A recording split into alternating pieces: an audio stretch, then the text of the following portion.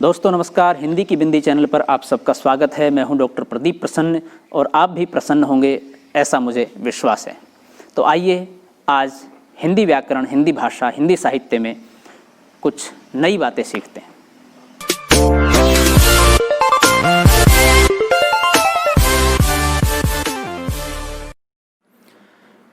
विद्यार्थियों, आज की वीडियो में बना रहे हैं रीतिकाल का इतिहास भाग 5, वीडियो पार्ट 5।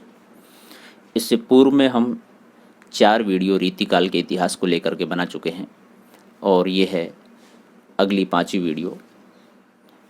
इससे पूर्व में हम संक्षिप्त रीतिकाल का इतिहास भी बना चुके हैं, लेकिन रीतिकाल का इतिहास बहुत विस्तृत है, तो रीतिकाल के इतिहास की कम से कम 10 से 15 के बीच में वीडियो बनेगी।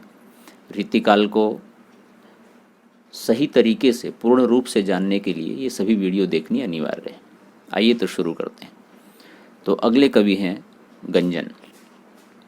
ये काशी के रहने वाले गुजराती ब्राह्मण थे। इन्होंने संवत 1786 में कमरुद्दीन खां हुलास नामक श्रृंगार रस का एक ग्रंथ बनाया, जिसमें भाव भेद, रस भेद के साथ षट ऋतु का विस्तृत वर्णन किया है। इस ग्रंथ में इन्होंने अपना पूरा वंश परिचय दिया है और अपने प्रपितामह मुकुट राय के कवित्व की प्रशंसा की है।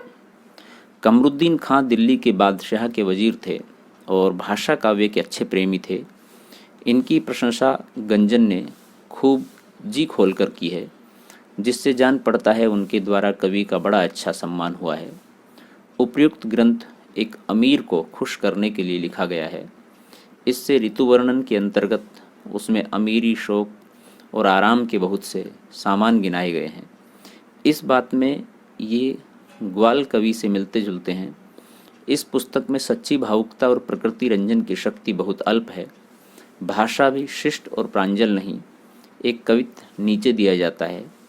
मीना के महल जरबाफ दर पर्दा है, हलबी फनुसन में रोशनी चिराग की, गुल गुल गिलम गरक आग पग होत, जहाँ बिछी मसनद लालन के दाम की, केती महताब मुख खचित जवाहरिन, गंजन सुकवि कहे बोरी अनुराग की, एत मादौला कमरुद्दीन खां की मजलिस, शिशिर में ग्रीष्म बनाई बड़ भाग की।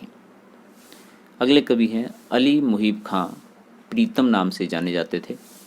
ये आगरे के रहने वाले थे। इन्होंने संवत 1787 में खटमल बाईसी नामक हास्य रस की एक पुस्तक लिखी। इस प्रकरण के आरंभ में कहा गया है कि रीतिकाल में प्रधानता श्रृंगार रस की रही। यद्यपि वीर रस लेकर भी रीति ग्रंथ रचे गए, पर किसी और रस को अकेला लेकर मैदान में कोई नहीं उतरा था। ये हौसले का काम हजरत अली मुहिब खां साहिब ने कर दिखाया। अर्थात हास्य रस की एक तरह से ये अकेली रचना मानी जाती है और अकेले कवि हैं जिस तरह की हास्य रस की कविता रीतिकाल में लिखी गई। इस तरह के प्रश्न पूछे जा सकते हैं, रीतिकाल में हास्य रस लिखने वाले कवि का क्या नाम है। ये हौसले का काम हजरत अली मुहिब खां साहिब ने कर दिखाया। इस ग्रंथ का साहित्यिक महत्व कई पक्षों में दिखाई पड़ता है। हास्य आलम्बन प्रधान रस है। आलम्बन मात्र का वर्णन ही इस रस में पर्याप्त होता है।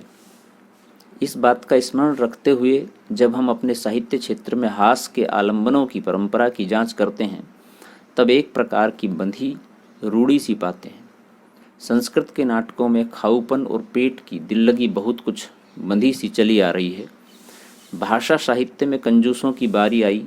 अधिकतर यही हास्य रस के आलंबन रहे। खां साहब ने शिष्ट हास्य का एक बहुत अच्छा मैदान दिखाया। इन्होंने हास्य रस के लिए खटमल को पकड़ा, जिस पर यह संस्कृत उक्ति प्रसिद्ध है। दरअसल हास्य रस के साथ विडंबना ये हुई है कि हास्य रस को लोगों ने इतना निम्न स्तरीय लिखा कि उसे आलोचकों ने, पाठकों ने पसंद नहीं किया खास रूप से। लेकिन शिष्ट और अच्छा हास्य जब जब लिखा गया, तब उसे खूब सराहाया गया है। तो खां साहब ने विशिष्ट रूप से शिष्ट हास्य लिखने का प्रयास किया और वो फूहड़ और अश्लील हास्य नहीं लिखा, जिसे आमतौर पर बहुत सारे लोग रीति काल में तो नहीं लिखा, लेकिन उससे पूर्व में लिख रहे थे, तो उससे वो बचे। तो यही कारण रहा कि ये विशिष्ट कवि के रूप में जाने गए। इनकी उक्ति देखें कि कमला कमले शेते हर्ष शेते हिमालय छिराब्धौ च हरिष शेते मन्य मत कुण शंकया। इनका हास गंभीर हास है, क्षुद्र और महत्व के अभेद की भावना उसके भीतर कहीं छिपी हुई है। इन सब बातों के विचार से हम खां साहब का या प्रीतम जी को एक उत्तम श्रेणी का पथ प्रदर्शक कवि मानते हैं। इनका और कोई ग्रंथ नहीं मिलता, न सही इनकी खटमल बाईसी ही बहुत काल तक इनका स्मरण बनाए रखने के लिए काफ़ी है। खटमल बाईसी के 2 कवित्त देखिए। जगत के कारण करण चारों वेदन के कमल में बसे जो सुजान ज्ञान धारी कई पोषण अवनि दुख शोषण तिलोकन के सागर में जाए सोई शेष सेज करी कई मदन जरायो जो सहारे दृष्टि ही में सृष्टि बसे हैं पहाड़ व्यू भाजी हर बारी कई विधि हरि हर और इन तेन कोते खाट पे न सोए खट मल को डरी गई। अगला देखें कि बाघन पे गयो देखी बनन में रहे छपी सांपन में गयो तो पताल ठोर पाई है गजन पे गयो धूल डारत है शीश पे बैदन पे गयो काहू दारू न बताई है जब है राय हम हरि के निकट गए हरि मोसो कहे तेरी मति भूल छाई है को ना उपाय भटकत जानी डौले सुन खाट के नगर खट मल की दुहाई है। तो इस तरह का हास्य रस इन्होंने लिखा खां साहब ने। अगले कवि हैं दास यानी कि भिखारी दास। ये प्रतापगढ़ अवध के पास टयोंगा गांव के रहने वाले श्रीवास्तव कायस्थ थे। इन्होंने अपना वंश परिचय पूरा दिया है। इनके पिता कृपाल दास, पितामह वीर भानु, पर पितामह राय रामदास और वृद्ध पर पितामह राय नरोत्तम दास थे। दास जी के पुत्र अवधोष लाल और पौत्र गौरीशंकर थे, जिनके अपुत्र मर जाने से वंश परंपरागत खंडित हो गई।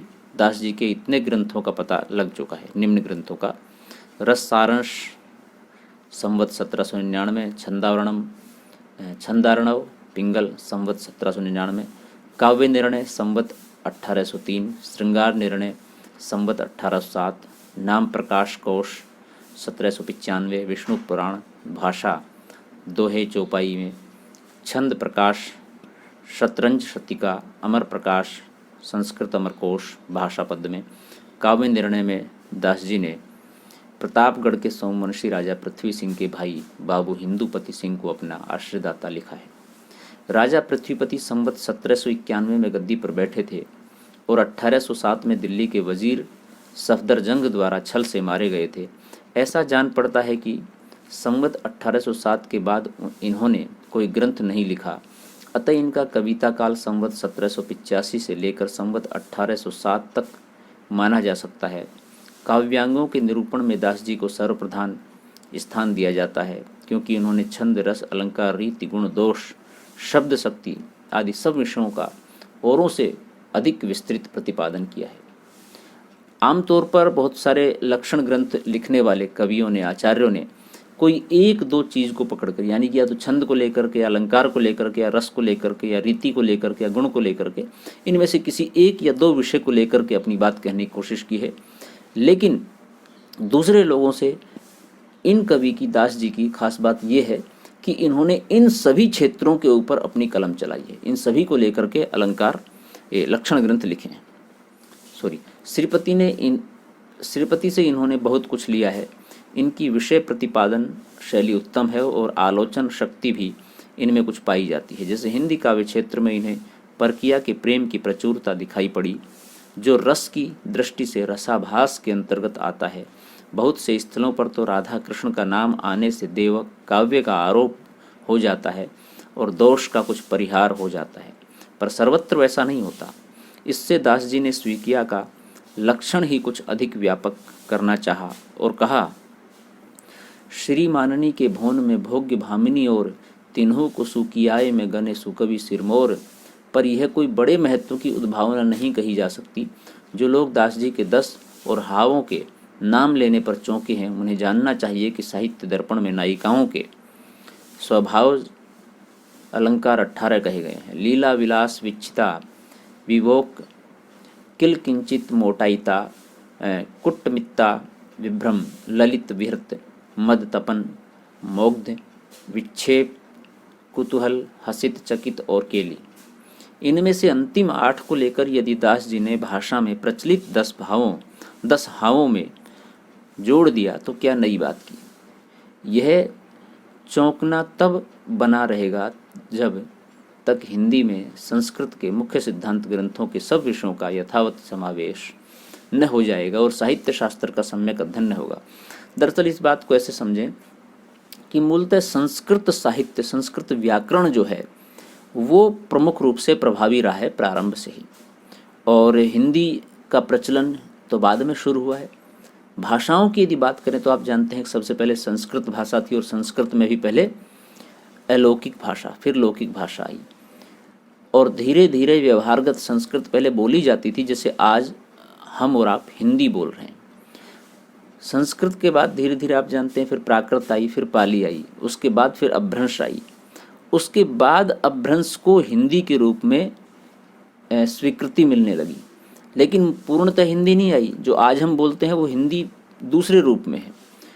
उसके बाद फिर अवधी आई, फिर उसके बाद उसके बीच में डिंगल पिंगल राजस्थानी और दूसरी क्षेत्रीय बोलियां धीरे धीरे विकसित होती गई।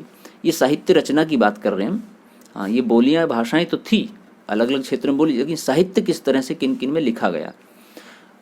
डिंगल पिंगल अवधी, और फिर उसके बाद ब्रज आई, और ब्रज के बाद जब लगभग 1900 में महावीर प्रसाद द्विवेदी जी ने सरस्वती पत्रिका का संपादन शुरू किया तो देखा कि भाषा में एक रूपता नहीं है। तब उन्होंने खड़ी बोली को एक रूप में विस्तृत करने का, साहित्यिक क्षेत्र में विस्तृत करने का, लिखने का, बोलने का, समझने का, और उसकी जो वर्णमाला है उसका मानकीकरण करके दूसरे विद्वानों ने, दूसरी अकादमियों ने मिलकर किया। तब जाकर के खड़ी बोली हिंदी जो हम आज बोल रहे हैं इसको एक तरह से मान्यता मिली, ये प्रचारित हुई और यही लिखी जाने लगी। तो संस्कृत साहित्य से बहुत सारे सिद्धांत, उसका व्याकरण हिंदी ने स्वीकार किया है, तो उसमें बहुत सारी चीज़ें हैं और इसीलिए बहुत सारी चीज़ों में दुविधा भी होती है।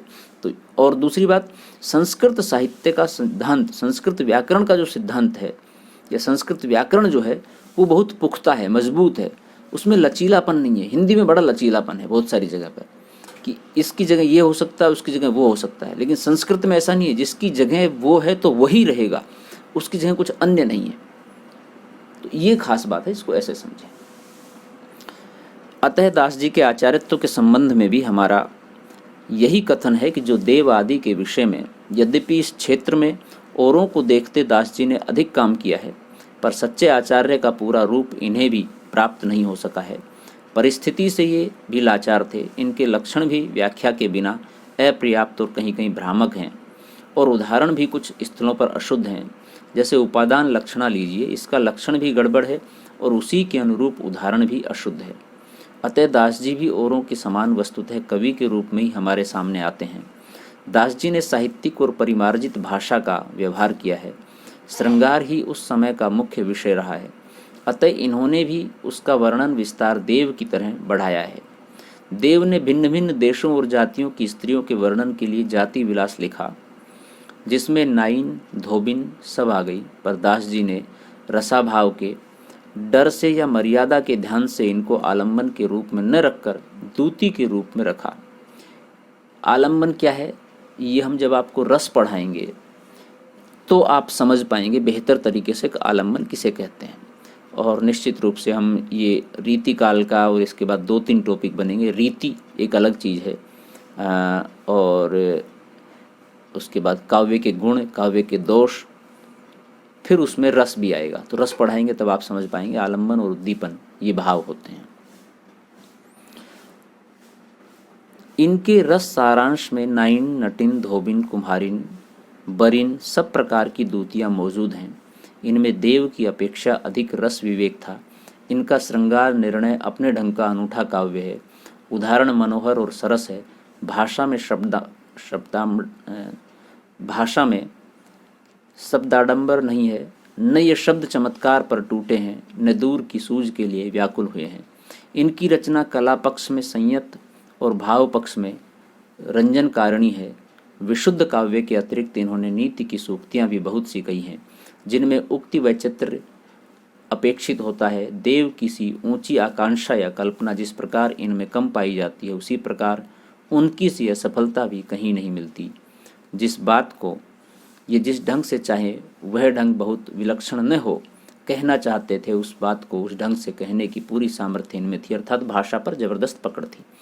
दास जी ऊंचे दर्जे के कवि थे। इनकी कविता के कुछ नमूने लीजिए। वाही घरीते न सान रहे न गुमान रहे, न रहे सुघराई, दास ने लाज को साज रहे, न रहे तिनको घर काज की घाई। हयोदिक सादा निवारे रहे, तब ही तो भटू सब भांति भलाई, देखत कान्हन चेत रहे, नहीं चित्त रहे, न रहे चतुराई। नैनन को तरसई कहाँ लो ही ये बिरहागी में तई, एक घरित कहु कल पई, कहाँ लगी प्राणन को कल पई। आवई यही अबजी में विचार सखी चल सोती, हूँ के घर जाई मान घटे त कहा घटी है, जो प्राण प्यारे को देखन पई। ऊँघ ऊधो तहाई चलो ले हमें जह कुबरी, कान बसे एक ठोरी, देखई दास अघाय अघाय तिहारे प्रसाद मनोहर जोरी। कुबरी शोक छुपाए मंत्र लगाए, कान्ह सो प्रीत की डोरी। कुबरिक्ति भक बढ़ाई बंदी चढ़ाई, चंदन वंदन रोरी। कढ़के निशंक बैठ जाति झुंड झुंडन में, लोगन को देखी दास आनंद पगती हैं। दोरी दोरी जहीं जहीं लाल करी डारती हैं, अंक लगी कंठ लागी बेको उमगती हैं। चमक झमक वारी ठमक जमक वारी, रमक तमक वारी जाहिर जगती हैं। राम असी रावरे की रन में नरन में, निजल बनती सी होरी, खेलन लगती हैं। अब तो बिहारी के वे बानक गएरी तेरी, तन दूती केसर को नैन कश्मीर भों। श्रोण तुब बानी स्वाति मुंदन के चातक थे, चातक भे शासन को भरी बो द्रुप दर्जा। कुचीर भो हिये को हरस मरु, धारणी को नीर भोरी। जीरो मनोभव शरण को तू नीर भो, एरी बेगी करी के मिलापु थीरी थापु ने तो। आपु अब चलत अतुन को शरीर भो, अखियां हमारी दई मारी सुधी भूतिहारी। महू ते में न्यारी दास रहे सब काल में, कौन गहे ज्ञान का ही सौंपत सयाने कौन। लोक ओक जाने ये नहीं है निज हाल में, प्रेम पगी रही महामोह में उमगी रही। ठीक ठगी रही लगी रही बन माल में, लाज को अचो है कुल धर्म पचो के वृथा, बांधन सचो के भई मगन गोपाल में। इसमें पहला पद जैसा कि उसमें भ्रमर गीत में लिखा हुआ है, उसी तरह से प्रेमिका अपने प्रेमी यानी कि कृष्ण से मिलने के लिए व्याकुल है और वो कहती है कि सब छोड़ करके कुब्जा सोत के घर भी जाने के लिए तैयार हैं, यदि वहाँ पर हमारे प्रीतम कृष्ण मिल जाएंगे तो। अगले कवि हैं भूपति। राज गुरुदत्ता सिंह इनका पूरा नाम था, लेकिन भूपति के नाम से ज़्यादा प्रसिद्ध हो गए। ये अमेठी के राजा थे।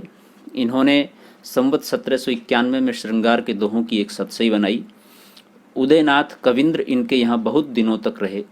ये महाशय जैसे सहृदय और काव्य मर्मज्ञ थे, वैसे ही कवियों का आदर सम्मान करने वाले भी थे। क्षत्रियों की वीरता भी इनमें पूरी थी। एक बार अवध के नवाब शहादत खान से ये बिगड़े खड़े हुए। शहादत खान ने जब इनकी गढ़ी घेरी, तब ये बाहर शहादत खान के सामने ही बहुतों को मार काट कर गिराते हुए जंगल की ओर निकल गए। इनका उल्लेख कविंद्र ने इस प्रकार किया है कि समर अमेठी के सरेश गुरु दत्त सिंह, सादत की सेना समर सेन शोभानी है। भनत कविंद्र काली हुलसी असीसन को, सीसन को ईस की जमाती रस सानी है। तहाँ एक जोगिनी सुभट खोपरी लय खड़ी, सोनित पियत ताकि उपमा बखानी है। प्यालो लय चीनी को नीके जोबन तरंग मानो, रंग हेतु पीवत मजीठ मुग लानी है। सतसई के अतिरिक्त भूपति जी ने कंठाभूषण और रस रत्नाकर नाम के 2 रीति ग्रंथ भी लिखे, जो कहीं देखे नहीं गए हैं, अर्थात वो मिले नहीं हैं, लेकिन ऐसा सुना गया है। शायद अमेठी में हो सतसई के दोहे दिए जाते हैं। घूंघट पट की आड़ तई, हंसती जबई वहदार, ससिमंडल ते कढ़ती छनि चनु पीयूष की धार। बये रसाल रसाल हैं भरे पुहुप मकरंद, मान सान तोरत तुरत भ्रमत भ्रमर मदमंद। अगले कवि हैं तोषनिधि। ये एक प्रसिद्ध कवि हुए हैं। ये श्रृंगवेरपुर यानी कि सिंगरौर जिला इलाहाबाद के रहने वाले चतुर्भुज शुक्ल के पुत्र थे। इन्होंने संवत 1791 में सुधानिधि नामक एक अच्छा बड़ा ग्रंथ रसभेद और भावभेद का बनाया। खोज में इनकी 2 पुस्तकें और मिली हैं, विनय शतक और नक्षिक। तोष जी ने काव्यांगों के बहुत अच्छे लक्षण और सरस उदाहरण दिए हैं। उठाई हुई कल्पना का अच्छा निर्वाह हुआ है और भाषा स्वाभाविक प्रवाह के साथ आगे बढ़ती है। तोष जी एक बड़े ही सहृदय और निपुण कवि थे। भावों का विधान सघन होने पर भी कहीं उलझा नहीं है। बिहारी के समान इन्होंने भी कहीं कहीं ऊहात्मक अत्युक्ति की है। कविता के कुछ नमूने दिए। ऊहात्मक अत्युक्ति मतलब जहाँ जो चीज़ नहीं है उससे भी आगे की बात करना। और दूसरी बात, जैसे कि कहीं कहीं ऐसी बात करना कि धूप में खड़ी हुई नायिका एकदम से पुष्प की तरह कुंभला गई, वह क्षीण हो गई, तो ये एकदम से जो जिस पर विश्वास न हो, इस तरह की बात है। भूषण भूषित दूषणहीन प्रवीण महारस में छवि छाई, पूरी अनेक पदारथ तेजई हिम परमारथ स्वारथ पाई। ओ उक्तई मुक्तई उल्हई कवितोष अनोष भरी चतुराई, होत सबई सुख की जनिता बनी आवती जो बनिता कविताई। एक कहे हंसी ऊधो वजु ब्रज की जुवती तज चंद्र प्रभासी, जाय कियो कहे तोष प्रभु एक प्राण प्रिया लही कंस की दासी। जो हुते कान प्रवीण महासो हाहा मथुरा में कहा मति नासी, जीव नहीं उबियात जबई डिग पोढ़ती हैं कुबिजा कछु वासी। श्री हरि की छवि देख बिको अखियां प्रतिरोरी, मैं करी देतो बैनन को सुबीन हित श्रोण जीते तित सो कर तो करी हेतो। मो ढिड छाड़ी ने काम कहू रहे तोष कहे लिखी तो विधि एतो। तो करतार इति करनी करी के कली में कले कीरति ले तो तन में रवि को प्रतिबिंब परे किरण सो घनी। सरसाती भीतर हूँ रही जात नहीं अखियां चक चौंधी हवे जाती हैं राती। बैठी रहो बलि कोठरी में कहे तोष बन करो बिनती बहु भांति। सारस सीनैनी दे लई आरसी अंग का काम कहा कड़ी धाम में जाती। दलपति राय और वंशीधर दलपति राय, ये 2 कवि आगे के हैं। महाजन और वंशीधर ब्राह्मण थे। दोनों अहमदाबाद गुजरात के रहने वाले थे। इन लोगों ने संवत 1792 में उदयपुर के महाराणा जगत सिंह के नाम पर अलंकार रत्नाकर नामक ग्रंथ बनाया। इसका आधार महाराज जसवंत सिंह का भाषाभूषण है। इसका भाषाभूषण के साथ प्राय वही संबंध है जो कल्यानंद का चंद्रालोक के साथ। इस ग्रंथ में विशेषता यह है कि इसमें अलंकारों का स्वरूप समझाने का प्रयत्न किया गया है। इस कार्य के लिए गद्य व्यवहृत हुआ है। रीतिकाल के भीतर व्याख्या के लिए कभी कभी गद्य का उपयोग कुछ ग्रंथकारों की सम्यक निरूपण की उत्कंठा सूचित करता है। अर्थात रीतिकाल में, जैसा कि आप जानते हैं, बल्कि रीतिकाल में नहीं, रीतिकाल तक अर्थात आधुनिक काल से पूर्व तक गद्य का प्रचलन नहीं था, पद्य का ही प्रचलन था। यहाँ तक कि व्याख्या करते थे तो भी पद्य में ही करते थे। लेकिन कुछ अपवाद स्वरूप कुछ जगह पर कहीं कहीं गद्य का व्यवहृत अर्थात गद्य का प्रचलन भी मिलता है, गद्य लिखा गया है, उसमें अपनी बात कहने का प्रयास किया गया है। इस उत्कंठा के साथ ही साथ गद्य की उन्नति की आकांक्षा का सूत्रपात समझना चाहिए जो सैकड़ों वर्ष बाद पूरी हुई। हाँ, मतलब यह है कहने का, कुछ चीज़ें जो बाद में होती हैं उसका संकेत पूर्व में मिलने लग जाता है। तो ये वही संकेत था गद्य का कि अब धीरे धीरे जब शुरू हो रहा था रीतिकाल के समय में या भक्ति काल के अंतिम समय में, तो आधुनिक काल में एक बड़े विस्तार के रूप में प्रारंभ उसका हुआ। तो इसका मतलब यहाँ से उसके कहीं ना कहीं अंकुरण एक दो दिखाई दे रहे थे गद्य के। अलंकार रत्नाकर में उदाहरणों पर अलंकार घटाकर बताए गए हैं और उदाहरण दूसरे अच्छे कवियों के भी बहुत से हैं। इससे ये अध्ययन के लिए बहुत उपयोगी हैं। दरअसल बहुत सारे लोग क्या करते थे, एक अलंकार के बारे में लक्षण ग्रंथ लिखते थे तो अपने ही उदाहरण देते थे। कई बार उनकी कविता में अलंकार नहीं है लेकिन उदाहरण जबरदस्ती उन्होंने रख दिए हैं। तो इस तरह के प्रयोग बड़े ही असंगत से लगते हैं, लेकिन कुछ कवियों ने वास्तव में दूसरे रचनाकारों के अच्छे श्रेष्ठ कविताओं के उदाहरण दिए हैं। दंडी आदि कई संस्कृत आचार्यों के उदाहरण भी लिए गए हैं। हिंदी कवियों की लंबी नामावली ऐतिहासिक खोज में बहुत उपयोगी है। कवि भी ये लोग अच्छे थे। पद्य रचना की निपुणता के अतिरिक्त इनमें भावुकता और बुद्धि वैभव दोनों है। इनका एक कवित्व नीचे दिया जाता है। अरुण हरोल नभ मंडल मुलुक पर चढ़ो अक चक्के वे कितानी के किरण कोर आवत ही सांसत नक्षत्रा जोय धाय धाय घोर घमासान करी काम आए ठोर ठोर सस हर सेत भयो सक्ट्यो सहमी ससी आमिल उलूक जाए गिरी कंद रन और दुंद देखी अरविंद बंदी खाने में भगाने पायक पुलिंद वई मलिंद मकरंद चोर। अगले कवि हैं सोमनाथ। ये माथुर ब्राह्मण थे और भरतपुर के महाराज पदन सिंह के कनिष्ठ पुत्र प्रताप सिंह के यहाँ रहते थे। इन्होंने संवत 1794 में रस पीयूष निधि नामक रीति का एक विस्तृत ग्रंथ बनाया, जिसमें पिंगल, काव्य लक्षण, प्रयोजन, भेद, शब्द शक्ति, ध्वनि, भाव, रस, रीति, गुण, दोष इत्यादि सभी विषयों का निरूपण किया। ये भी एक बड़ी बात है, जैसा पूर्व में बताया गया था। दास जी की तरह इन्होंने भी कई लक्षण ग्रंथों को लेकर के, काव्य लक्षण ग्रंथों को लेकर के ग्रंथ लिखे। ये दास जी के काव्य निर्णय से बड़ा ग्रंथ है। काव्यांग निरूपण में ये श्रीपति और दास के समान ही हैं। विषय को स्पष्ट करने की प्रणाली इनकी बहुत अच्छी है। विषय निरूपण के अतिरिक्त कवि कर्म में भी ये सफल हुए हैं। कविता में ये अपना उपनाम शशिनाथ भी रखते थे। इनमें भावुकता और सहृदयता पूरी थी, इससे इनकी भाषा में कृत्रिमता नहीं आन पाई। इनकी एक अन्योक्ति कल्पना की मार्मिकता और प्रसादपूर्ण व्यंग के कारण बहुत प्रसिद्ध है। सघन और पेचीले मजमून गांठने के फेर में न पड़ने के कारण इनकी कविता को साधारण समझना सहृदय के सर्वथा विरुद्ध है। रस पीयूष निधि के अतिरिक्त खोज में इनके 3 ग्रंथ और मिले हैं। दरअसल रीतिकाल में बहुत सारे रचनाकारों ने अपनी कविता को इतना कठिन और जटिल बना दिया कि उसमें जबरदस्ती शब्दावलियों का, अलंकारों का, छंदों का, काव्य हेतुओं का, काव्य लक्षणों का प्रयोग ऐसा कर दिया कि सामान्य पाठक कई बार उसमें इतना उलझ जाता है कि उसे समझ नहीं पाता है या पढ़ ही नहीं पाता, उसकी रुचि पैदा ही नहीं होती उसको अध्ययन करने के लिए। तो इन्होंने सहज भाव में जो आ रहा है, और कविता यही है, जबरदस्ती अगर आप शब्दों को प्रयोग करने के लिए, शब्दावली को बेहतर बनाने के लिए कविता लिख रहे हैं, वो कविता नहीं है। सहज भावों से प्रस्फुटित जब कविता होती है तो उसमें भाषा अपने आप प्रांजल होगी, सरस होगी, सरल होगी। अब कविता लिखते किस लिए? चमत्कार पैदा करने के लिए कविता नहीं लिखी जाती है। कविता हमेशा अपने भावों को व्यक्त करने के लिए लिखी जाती है।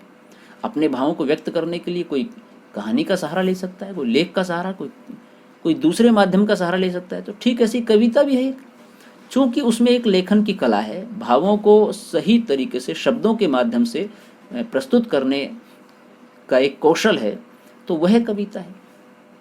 तो इनके 3 ग्रंथ हैं। कृष्ण लीलावती पंचाध्यायी जो संवत 1800 में आया, सुजान विलास सिंहासन 32 पद्य में है, ये संवत 1807 में आया, और माधव विनोद नाटक संवत 1809 में आया। उक्त ग्रंथों के निर्माण काल की ओर ध्यान देने से इनका कविता काल संवत 1790 से 1810 तक ठहरता है।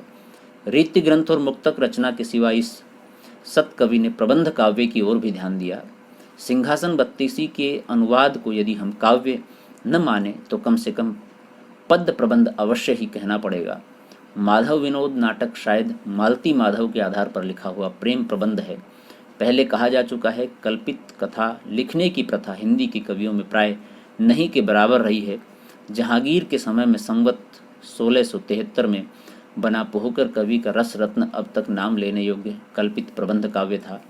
अतः सोमनाथ जी का यह प्रयत्न उनके दृष्टि विचार का परिचायक है। रीतिकाल में या उससे पूर्व ज़्यादातर ग्रंथ यथार्थ में जिन राजाओं को, महाराजाओं को, या उन जिन घटनाओं को, परिस्थितियों को, संदर्भों को देखा, उनके आधार पर ग्रंथ लिखे गए हैं। कल्पना के आधार पर नहीं लिखे गए हैं, ऐसा इतिहासकारों ने माना है और सर्च करके ये बात पुख्ता की है।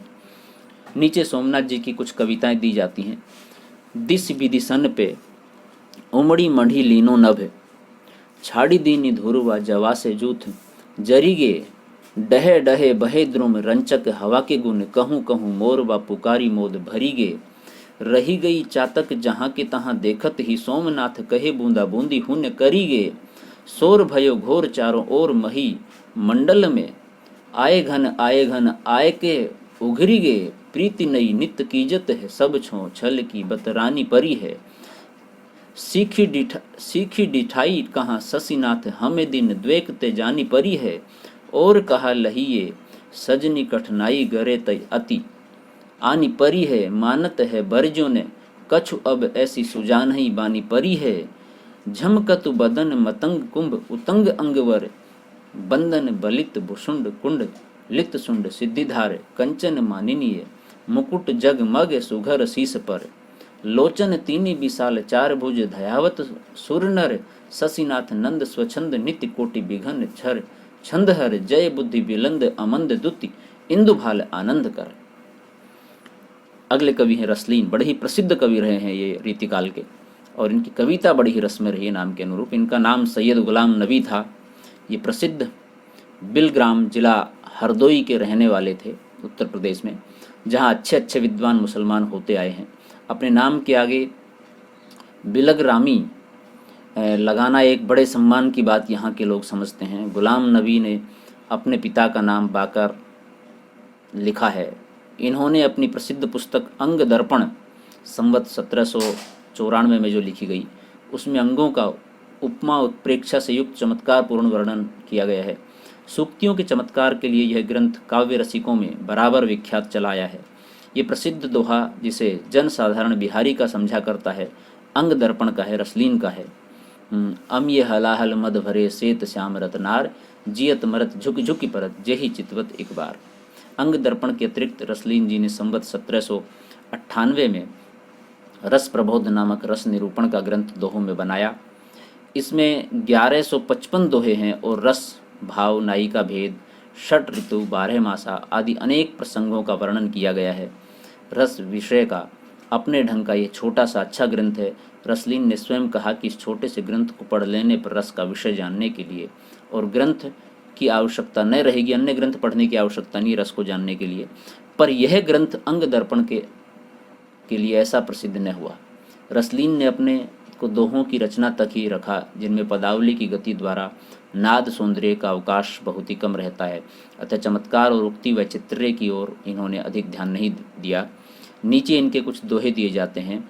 धारती ने चौकी नग जरी याते उर में लाए, छहाँ परे पर पुरुष की जनितीय धर्म नसाए, चख चली श्रवण मिलो चहत कच बढ़ी छुअन छवानी, कटि निज दरब धार्यो चहत वक्ष स्थल में आनी। कुमति चंद प्रीति धोष बढ़ी मास मास कढ़ी आए, तुए मुख मधुराई लखे फीको परिघट जाए, रमनी मन पावत नहीं लाज प्रीति को अंत, और दुहु और एंचो रहे जिम बिबी तिये को कंत।